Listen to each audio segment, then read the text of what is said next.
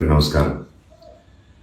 గత కొన్ని నెలలుగా అంటే డిసెంబర్ 8, 2024 నుంచి ఏం జరుగుతుందో మీరు అందరూ చూస్తున్నారు. మీ అందరికీ మై అపాలజీస్, నన్ను క్షమించండి. ఎందుకంటే ఈ ఒక సమస్య నేను ఎవరి కోసం అయితే పోరాడుతున్నానో మా స్టూడెంట్స్ కోసం అండ్ మా కాలేజీలో ఆపోజిట్లో ఉన్న పని చేసుకుంటూ ఉన్న ప్రజల కోసం అండ్ వ్యాపారాలు చేసుకుంటున్న ప్రతి ఒక్కరి కోసం. అండ్ నేను ఫస్ట్ నుంచి దాని మీద మాట్లాడుతుంటే అది తప్ప డైవర్షన్ చేస్తూ నా మీద అటాక్లు చేస్తూ నా కుటుంబ సభ్యులను లాగుతూ నన్ను ఒక మనిషిని ఎన్ని విధాలుగా ఇబ్బంది పెట్టాలో అన్ని విధాలుగా ఇబ్బంది పెట్టేస్తున్నారు. అండ్ భయపడతారు అనుకుంటున్నారేమో, అది జరగని పని, ఈ జన్మకి జరగదు. అది నేను తప్పు చేయలేదు. నా మీద, నా భార్య మీద దాదాపు 32 కేసులు వరకు వేశారు. 32 కేసులు ఢిల్లీ నుంచి వాళ్ళ మనుషులతో, తిరుపతి నుంచి, హైదరాబాద్ నుంచి, ఎన్ని కోర్టులు ఉంటే అన్ని కోర్టుల నుంచి, ఎన్ని కలెక్టర్ ఆఫీసులు ఉంటే అన్ని కలెక్టర్ ఆఫీసుల నుంచి, అండ్ అన్ని బోగస్ కేసులే. అండ్ అన్నింటికి నాది ఒకటే రిప్లై, ఎందుకంటే నిజానికి ఒకే వర్షన్ ఉంటుంది, అబద్ధానికి అన్ని వర్షన్స్ ఉంటాయి. క్లుప్తంగా ఈ మధ్య జరిగింది. నేను ఫస్ట్ ఏం చెప్తున్నాను, వీళ్ళు బౌన్సర్ చేసుకొని మా వాళ్ళందరినీ కొడుతున్నారు, అక్కడ ఊరు వాళ్ళందరినీ కొడుతున్నారు, స్టూడెంట్స్ని కొడుతున్నారు అని నేను చెప్తూనే వస్తున్నాను. అలా చెప్తుండగా నేను రాయచోటికి ఒక ఫంక్షన్కి వెళ్ళినప్పుడు ఆ ఫంక్షన్లో ఇక్కడ ఉన్న వాళ్ళందరూ వచ్చి ఒక వ్యక్తి రాకుండా ఇక్కడ వ్యాపారం చేసుకుంటుంటే ఆయన స్టోర్లో దూరి వస్తువులన్నీ ధ్వంసం చేసి కొట్టేసి అక్కడ ఉన్న స్టూడెంట్స్ని కొట్టి అద్దాలన్నీ పగలగొట్టి ఆ వీడియోస్ అన్నీ వచ్చాయి బయటికి. ఇంకా చాలా వీడియోస్ ఉన్నాయి. అన్నీ నేను చంద్రగిరి సిఐ గారికి ప్రతి ఒక్కరికి ట్రాన్స్ఫర్ చేయడం జరిగింది. ఓనర్ ఇంకా కనిపించలేదు, ఆయన ఏమయ్యాడో ఎవరు దీంట్లో ఉన్నారో తెలియదు. కాకపోతే వచ్చి కంప్లైంట్ అది చూసిన వాళ్ళు వచ్చి కంప్లైంట్ ఇస్తున్నా కంప్లైంట్ తీసుకోలేని పరిస్థితి. కంప్లైంట్ రాసిస్తే కంప్లైంట్ బాగాలేదు, ఇది బాగాలేదు, సో ఇంకోటి రాసుకోరండి. ఒక 3 రోజుల తర్వాత కాదండి చెప్తున్నంత కంప్లైంట్ అంటే ఇంక 3 రోజులు అయిపోయింది కదా, ఇంకెందుకు అంటే ఇన్ని రోజులు మీరు కొట్లాడుతున్నారని చెప్తూ పోరాటం జరిగే మధ్యలోనే ఇలా వచ్చి అటాక్ చేసుకుని ఎవరేం చేయలేరు ఇక్కడ అని ఒక మాబ్క్రసీ జరుగుతుంది. అండ్ నిన్న రాత్రి కూడా నాకు ఇంటెలిజెన్స్ నుంచి మా హాస్టల్లో ఉన్న సురేష్ అన్నకి ఆ వాయిస్ రికార్డింగ్ కూడా మీకు పంపిస్తాను. ఫోన్ చేసి నేను ఆనరబుల్ సీఎం గారి దగ్గర బందోబస్తులో ఉన్నాను, మనోజ్ గారు అక్కడికి వచ్చారా, ఎందుకు వచ్చారు, మీ హాస్టల్ దగ్గరికి వచ్చారా, ఎఫ్ఐ దగ్గర రెస్టారెంట్ దగ్గరికి వచ్చారా, ఏదైనా ప్రోగ్రామ్ చేశారా.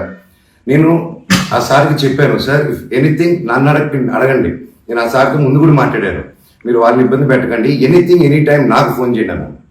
పైగా నిన్న మధ్యాహ్నం 3-4 అలా జరిగింది ఆ ఫోన్ రావడం, నేను ఆ సార్తో మాట్లాడటం. మళ్ళీ నిన్న రాత్రి నేను ఇక్కడ తెలిసిన వాళ్ళ రిసార్ట్లో ఉంటే ఇప్పుడు దాదాపు ఒక 15-20 ఇల్లు ఉంటాయి ఇక్కడ. వాటి మధ్యలో అన్ని దాటుకుంటూ సైరన్ వేసుకుంటూ 10:30కి వచ్చి నేను, నా నెక్స్ట్ ఫిల్మ్ డైరెక్టరు, నా సిబ్బంది అందరూ కూర్చొని మేము అప్పుడే డిన్నర్ కూర్చొని తిందామని కూర్చున్నప్పుడు సరా వచ్చారు.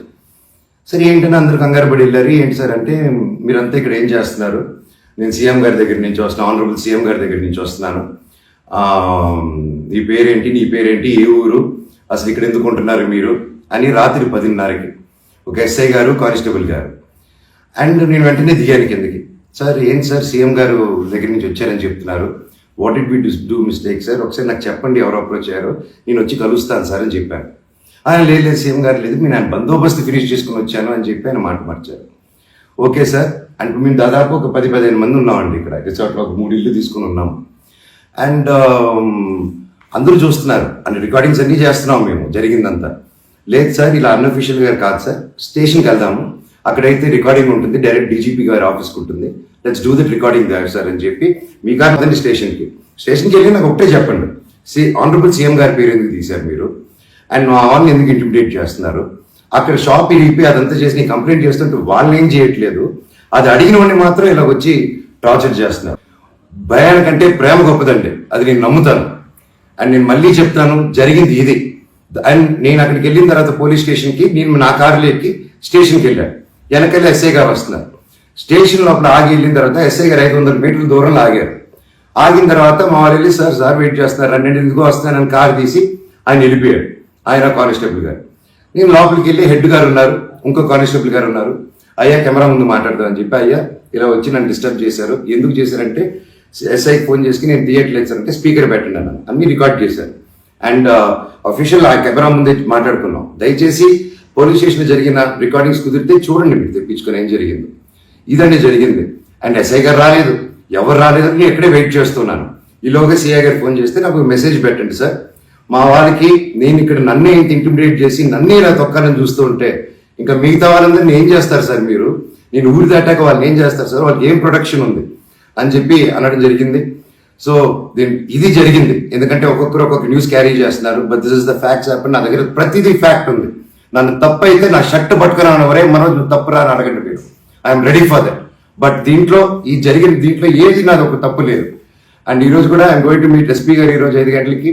ఆయన కలిసి ప్రతి ఒక్క ప్రూఫ్ ప్రతిదీ నా దగ్గర ఉండేది వెళ్ళి తీసుకెళ్ళి చూపించి సార్కి సబ్మిట్ చేయాలనుకుంటున్నాను. థ్యాంక్ యూ సో మచ్ అండి. జై హింద్.